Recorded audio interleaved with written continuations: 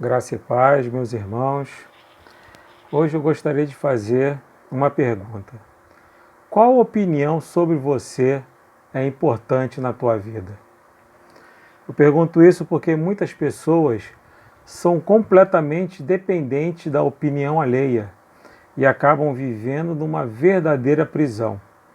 Muitas pessoas são consumidas por uma angústia avassaladora quando não atendem às expectativas de pessoas que muitas vezes não se importam com a sua vida. Qual a opinião que você tem sobre você mesmo? Muitas pessoas acabam escondendo a sua fragilidade em títulos acadêmicos ou eclesiásticos, usando-os com a maquiagem social. Não, eu sou o doutor, eu sou o mestre, eu faço e aconteço no meu título, e acaba escondendo ali a sua fragilidade. Outros acabam se menosprezando. Não, eu sou um zero à esquerda, eu não tenho valor nenhum, ninguém gosta de mim, ninguém me ama, ninguém me quer. Mas quem somos nós? Verdadeiramente, quem somos nós? Nós temos que entender que nós somos frágeis e limitados, mas a graça de Deus nos aperfeiçoa, como está lá em 2 Coríntios 12, de 9 a 10. Então ele me disse: a minha graça é o que basta para você, porque o poder se aperfeiçoa na fraqueza. De boa vontade, pois, me gloriarei nas fraquezas, para que sobre mim repouse o poder de Cristo. Por isso sinto prazer nas fraquezas, nos insultos, nas privações, nas perseguições, das angústias, por amor de Cristo, porque quando sou fraco, então é que sou forte. Vamos analisar aqui rapidamente algumas opiniões sobre o apóstolo Paulo. Ele que falou, deu essa declaração aqui que nós lemos. E ver qual opinião melhor descreveu o apóstolo e qual opinião prevaleceu na vida de Paulo. Vamos ver aqui primeiro a opinião alheia sobre Paulo. O governador Festo, lá em Atos 26, 24. Quando Paulo estava dizendo estas coisas em sua defesa, Festo o interrompeu gritando: você está louco, Paulo. Ficou louco de tanto estudar. Então, para Festo, Paulo era um louco, uma pessoa que enlouqueceu de tanto estudar.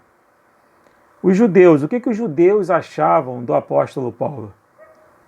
Está lá em Atos 21, 27 a 28. Quando já estavam por findar os 7 dias, os judeus que tinham vindo da província da Ásia, ao verem Paulo no templo, alvoroçaram todo o povo e o agarraram gritando: israelitas, socorro!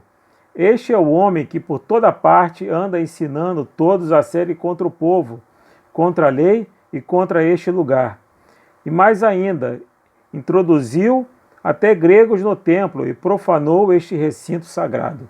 Então, para os judeus, Paulo, ali, ele era um profano, uma pessoa que quebrava a lei, que não respeitava a lei de Israel, um devasso, alguém que não merecia respeito. Mas você pode dizer: mas Sérgio, esses aí são pessoas que eram fora da igreja, não conheciam a Deus, não conheciam a Paulo. Mas vamos ver alguma opinião de alguns crentes sobre Paulo.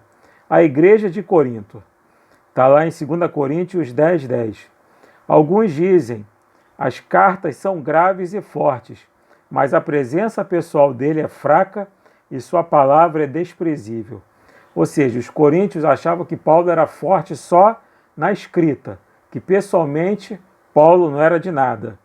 Paulo só exortava a igreja por carta, mas pessoalmente ele não tinha coragem de fazer nada disso. Qual a opinião de Paulo sobre ele mesmo? Paulo, ele se achava o maior pecador, como está lá em 1 Timóteo 1,15. Esta palavra é fiel e digna de toda a aceitação, que Cristo Jesus veio ao mundo para salvar os pecadores, dos quais eu sou o principal. Então Paulo se achava o principal pecador, o maior pecador da face da terra. Paulo se achava indigno de ser chamado de apóstolo, como está lá em 1 Coríntios 15, 9. Porque eu sou o menor dos apóstolos, e nem mesmo sou digno de ser chamado apóstolo, pois persegui a igreja de Jesus. Então Paulo se achava indigno de ser chamado apóstolo, porque ele já tinha sido perseguidor da igreja de Cristo. E qual era a opinião de Deus sobre Paulo? Nós vimos as opiniões alheias, as opiniões do próprio Paulo, e agora nós vamos ver a opinião de Deus sobre Paulo. Está lá em Atos 9,15. Mas o Senhor disse a Ananias: vá, porque este é para mim um instrumento escolhido, para levar o meu nome diante dos gentios e reis, bem como diante dos filhos de Israel.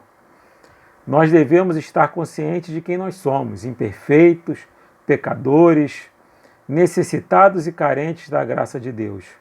Mas temos que ter sempre consciência que, apesar de pecadores, apesar de falhos, o importante é a graça de Deus nas nossas vidas. Como Paulo diz lá em 1 Coríntios 15, 10. Mas pela graça de Deus sou o que sou, e a sua graça que me foi concedida não se tornou vã.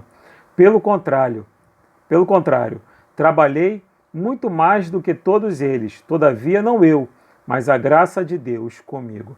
Paulo não se achava digno. As pessoas não levavam Paulo a sério. Mas o que prevaleceu na vida de Paulo foi a opinião de Deus, não foi a opinião alheia, nem a opinião do próprio Paulo. Ele se achava indigno, não se achava digno, mas mesmo assim trabalhou mais do que todos os outros apóstolos. Que possamos ter isso em nossos corações. O que prevalece nas nossas vidas é o pensamento de Deus nas nossas vidas, não o pensamento dos outros.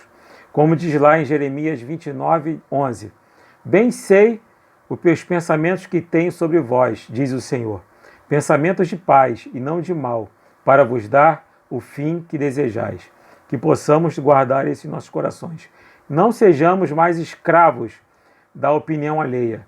Devemos nos submeter à opinião de Deus. Claro, dar o nosso testemunho diante de Deus e dos homens, mas sabendo que o que vai prevalecer nas nossas vidas é a graça de Deus sobre nós. Que Deus nos abençoe poderosamente, em nome de Jesus. Amém.